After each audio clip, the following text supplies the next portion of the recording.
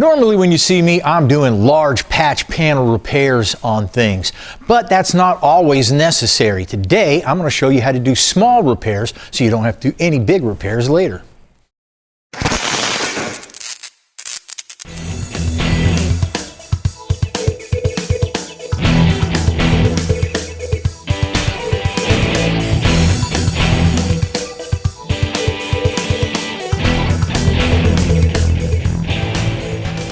So we've got a lot of different patch panels that are available for this door if it has more damage than what I think might be in there.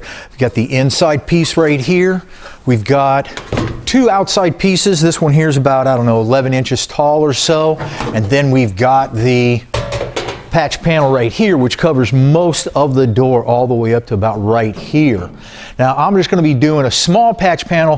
What you're going to want to do before you order any parts or anything is assess how much damage you got going on. A lot of times it doesn't look that bad, but then when you start getting in there, you find out it's worse than you thought.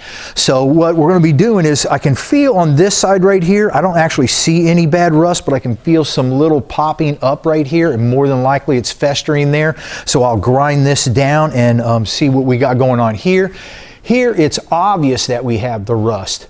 Now on the bottom I can look down here and I can see I don't have any rust going through. I've just got some surface rust. I've already tilted the door up and looked inside and see what kind of damage I got going on. I know I've got a dent right about this neighbor here. So that might make me think, well, I want to go the patch panel, but we'll go ahead and we'll dissect this a little bit, see how bad our damage is and exactly what we want to do. So I'm just going to take my grinder here and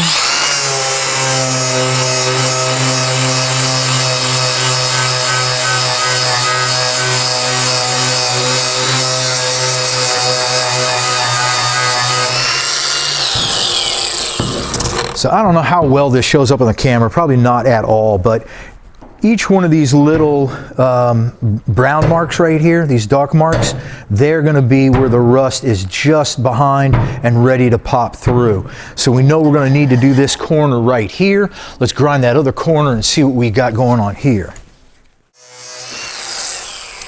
Okay, so that's a little unexpected. I didn't expect to find that much Bondo under here. Apparently somebody was trying to fix the rust before. They simply just pounded in the holes and then they just put Bondo over it. There's probably another little dent going on right here. So I'm going to grind this away a little bit more and see what I got going on. All right, so this had a lot more Bondo on it than I thought. There's some dents going on up here.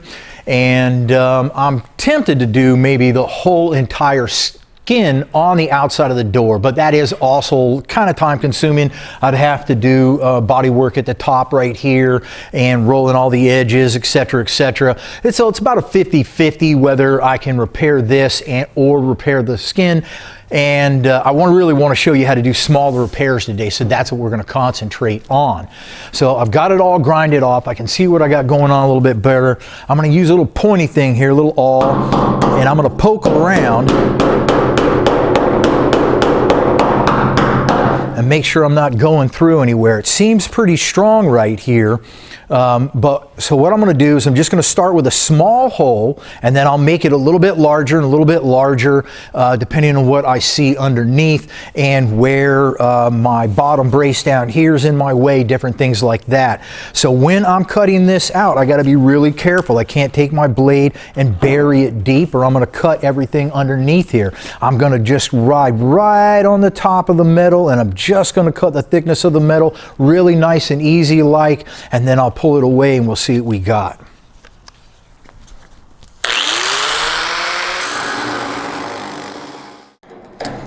So one of the things that's lucky on this door is that I don't have any rust on the inside piece, and so I don't have to worry about replacing this inside piece right here.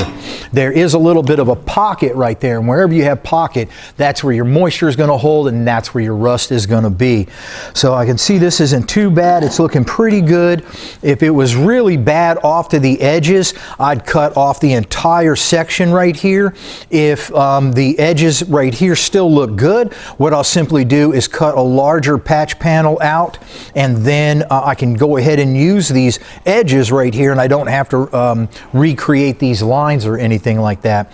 So I can see that I've got nice firm metal to work with in just this small section here. I'll be able to use my edges right here. So I've got some dents going on and things like that. I'll incorporate that into the size of the patch panel that I'm going to be replacing also. So I'm going to cut this out a little bit larger, but when I do that, I'm going to do that a little bit different on this. When you cut things out and weld them back up, if you have a harsh edge like this, a real sharp edge, a point, then a lot of times what will happen is you'll get a stress point right there, and it can cause a crack or other problems for you. So what you want to do is when you cut off something like this, you want to have a rounded edge, and that'll take the stress and just kind of even it out. So let me show you what that looks like. Now before I cut this out, I want to do a couple of things. If I've got any damage on my door right here, I want to fix it. If I had any dents going on here, I'd want to pull them back out. Before I took the door off the truck, I made sure that this lines right here were all nice and proper.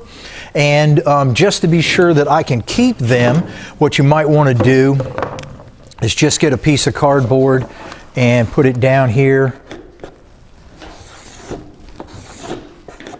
and make a little template like this. Now the reason you do that is because when you do your welding here, when you weld stuff, it shrinks. That makes the metal warp a little bit, and it can take this end right here and kind of twist it up. So we'll make sure we keep it in the proper shape by giving us a little template like that. Another thing I want you to notice is that at first glance, or you might just think that the door is absolutely flat, and to some degree it is. Like if you were to put it right here, it's pretty flat across. If you put it right here, it's pretty flat across. But if you put it anywhere else on the door, in this section right here, you'll see that what it does is it actually bows, and it slopes off like that. So when I'm making my patch panel, I have to keep that in mind. Now down at the very bottom right here, this is nice and straight. But when I'm doing this patch panel here, I got to make sure that I keep that little bit of a bow in that we got in the door.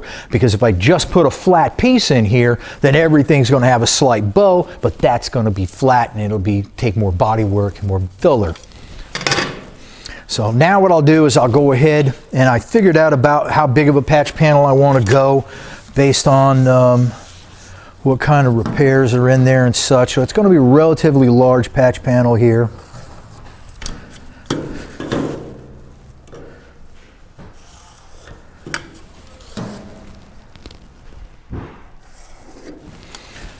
Now on the corners, again, remember I said that if you were to do a straight cut and you had a hard line on there, then it would give you a problem possibly in the future. So in our corners right here, we'll simply take the drill bit and we'll go ahead and drill where it intersects with the two lines right here, and when we cut it out, we'll make sure that we keep our round section right there, and then we'll take this piece off. I'll use it as a template, and I can cut out another piece of metal and get it set right in there. So just give me a few seconds here. I'll be right back. Now on the back side of the piece I cut out, I can see that I cut into good area, as it were, healthy metal, in other words. If I were to do it down here where it's still really pitted and stuff, when I weld it'll burn through and things. So it looks like we got a good size patch panel on this. Another thing that you consider that when you're doing this patch panel is that you'll notice the inside of the door right here. It's nice if you cut at least past that, because you can get in here and you can clean better. And if you had to use patch panel clamps, which I'll show you a little bit later, you'll be able to install them right here. Also, sometimes this little piece right here, it'll be rusted out too. Now I can go ahead and fix that if I wanted to, and then all of my repairs will be to the inside of the door, if you will. So what I can do with this one though is just simply clean it up with a wire wheel and such. Then what I'm going to do is I'll be getting something like this. You can use rust mort, you can use phosphoric acid. There are a lot of different things out there, but whatever you do, clean up the rust as much as you can. Shoot something on there that's going to kill the rust, and then paint it when you're done also, so that you know that it's not going to come back to haunt you. So I'm going to take care of all those things, and then I'll be back in just a second. So while I'm waiting for that there to dry, I'll go ahead and I'll make my patch panel for it. Now I want you to notice that if I put this down on a flat piece of metal, you see how it's got this arch going on here? So when I make the patch panel, I have to make sure I recreate that arch in there. Now let's say, for instance, I didn't want to take that time. I can just go ahead and buy this right here. These are inexpensive. Okay, so it's not that big of a deal if you buy it and you just cut off one section. Nice thing about these is that it's already got these edges right here for you that's sometimes hard to duplicate at home. If you were going to have to do that, if you did get into a case where you found out, well, this edge just isn't going to work out, and I'm going to go ahead and I'm going to have to make a patch panel that goes around the edge, it's not that big of a deal. You would just take yourself some 18 or 20 gauge metal and make sure that you draw the lines right here, and that you make sure that you cut out the patch panel that has enough room to fold over the edges. But like I said, today we got lucky. Maybe you won't. Maybe you'll have to employ either this or this technique right here. So when I cut out patch panels, I'm going to make them just a little bit larger than what I need to be, because I can always trim the metal down, but I don't want any large gaps to have to weld up. That'll create more heat, and heat is our enemy. It is going to warp our metal, and it is going to cost us time, and it's going to cost us body work too. So we want to take our time with this so we don't have to take our time later on. Now I'll go ahead and cut this out. I'll get my arch going on. I'll trial fit it 2, 3, 4, 5 times, make sure I got it just right, and then I'll show you what it looks like. So I want you to look at this. I'll put this flat piece of metal on here, and you can see how it's not going to work if you just leave it flat. So we're going to recreate that bow in it, and I'll just do it gently like this. I don't really need to use a hammer or dolly or anything like that. And I'll just keep experimenting with that until I get what I think looks right. But again, like I said, just take your time here, because this is going to save you time later. Done several trial fits with the small patch panel here, a lot of hammering and dollying and this and that to get it just where I like it.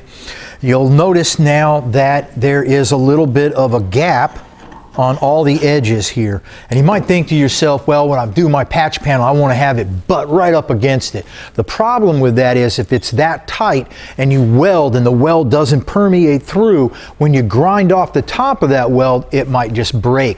So you need a little bit of a gap for the weld to actually penetrate and go into. Then when you sand that off, you'll still have some left holding onto your metal.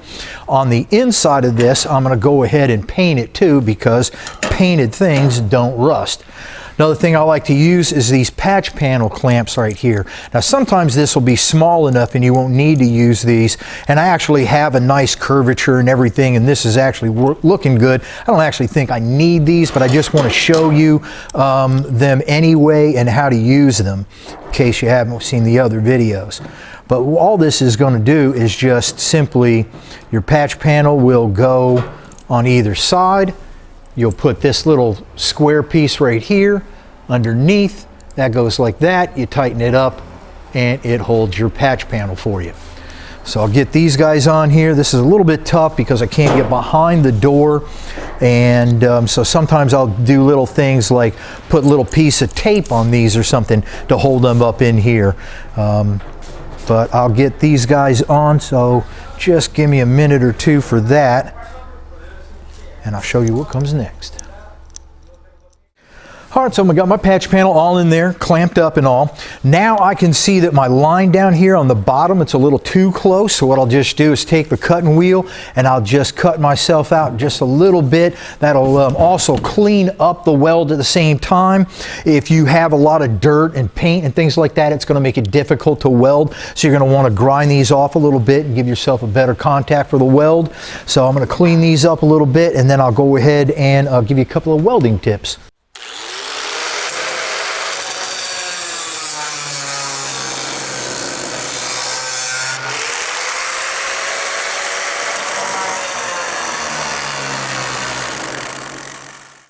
Now on the edge right here, what I'll do is just get a channel locks, vice grips, and just go ahead and clamp that down nice and gentle. This bottom down here is pretty much perfect. You can also just get some pliers like this and hold on to it. So you want to make sure you feel with your fingers and make sure that it feels flush. And then wherever it does feel flush, you can go get a tack weld there. And if it's not flush, you can just use a little screwdriver, pry it up, push it down, whatever you got to do to make sure that it's flush. When I'm welding, I'm just going to get a few tack welds and then I'm going to let it cool down. A few tack welds, let it cool down. Heat is going to be your major problem here. If you just get too impatient like I normally do and just keep welding, then this is going to get all warped up and it's just going to cost you more time and trouble. So take your time, even though it's hard for me to do it.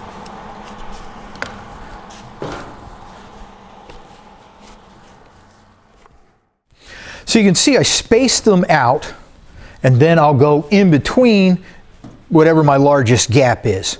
And I'll get just a few like this, let it cool down for a bit, and then I'm going to grind it down. Now when I grind it down, I got a couple of different grinding wheels to choose from.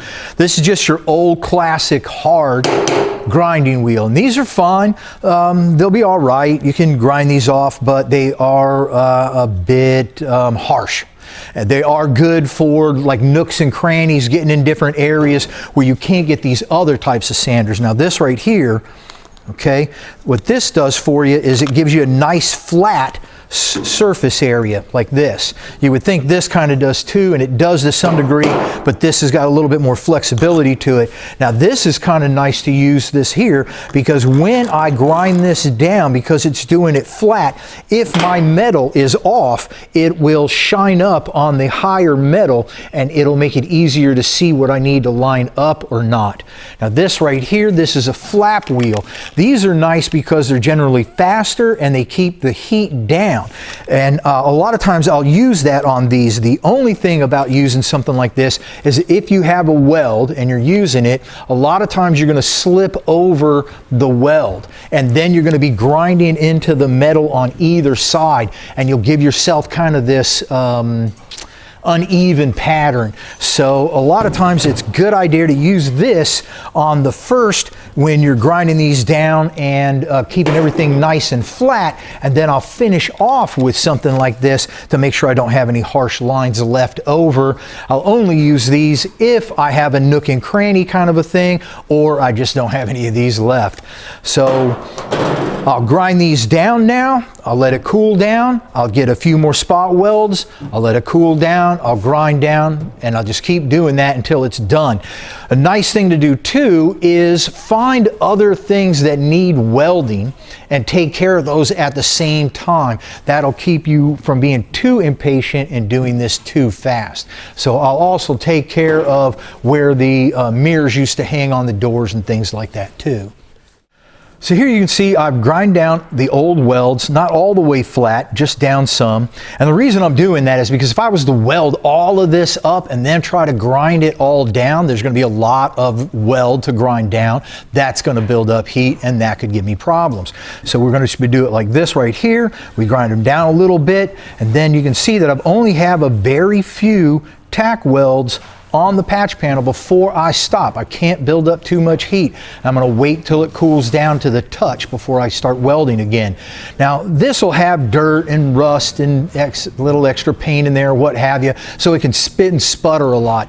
Another thing that you might run into is that if you might not be that experienced with a welder and you might be melting through your metal too fast. So a little trick on that is to just hit your trigger real quick and just get like a little bit of a BB belt up. And once that BB's built up and you've got a chunk of metal there, as it were, now I can hit my welder on that a little bit harder and a little bit longer, and I can just kind of meld that BB into the weld. So using all those little tricks, taking your time, you're going to be able to do this just fine. I've got a lot of confidence in you. All right, so I'm always constantly checking the metal to make sure that it's not warping up on me. And I don't know if you can tell or not, there's a slight bit of a bow in there, and that's relatively typical when you're doing this. And that's because that metal's getting hot, and when it does, it shrinks, and when it shrinks, it tucks in like that. So what we're going to do is we're going to get a stud gun like this right here, and we're simply going to go ahead and weld the stud on. And we'll pull that up a little bit before we do all the rest of our welding, because once we do all of our welding, then it's kind of locked in place. You can still do this, but it's just going to be a little bit harder. When I bring this up, I'm going to bring it up a little bit higher than an even plane, because we'll be welding and it'll shrink back down. So bringing it up a little bit higher should compensate for it shrinking back down. Okay, now this is your slide hammer right here. This just goes right down on the pin. You have a lock down here on the bottom you hold with your finger. And then you go ahead and pull it on up like this. Now stud guns really aren't that expensive. If you were just doing this repair, and that was the only reason you needed a stud gun, then it'd be kind of expensive. But more than likely, you've got dents other places on your door, cab, etc., and it is a good investment. Let's say, for instance, though, you don't have one. Well, the inside of the brace down right here, it will give you some support. You can go ahead and take the door down, get behind there, put a little 2x4 or a 2x2 or something like that, and then just kind of bow it out a little bit. Just be careful, because sometimes, a lot of times it goes, oh, it's not far enough, it's not far enough. Oops, I went way too far. So just take your time with it and you'll be all right. So I got a stud gun, so I'm going to go ahead and I'm going to just go ahead and make sure that this is in a good spot before I finish off my welding. Looking good already. So I'm just double checking my lines here and here. Everything's looking really good. When you're grinding down your welds, make sure that you don't have any harsh edges left, because it might show up in your body work later. So you make sure that everything is sanded nice and smooth, no sharp or jagged edges anywhere. My name is David Welch. I'm at Brothers Tech Center every single week, but you already knew that because you check out our Facebook and you subscribe to our YouTube channel and you check out our Instagram too, so I ain't got to tell you about nothing. We'll see you next week with another job. We'll see you then, man.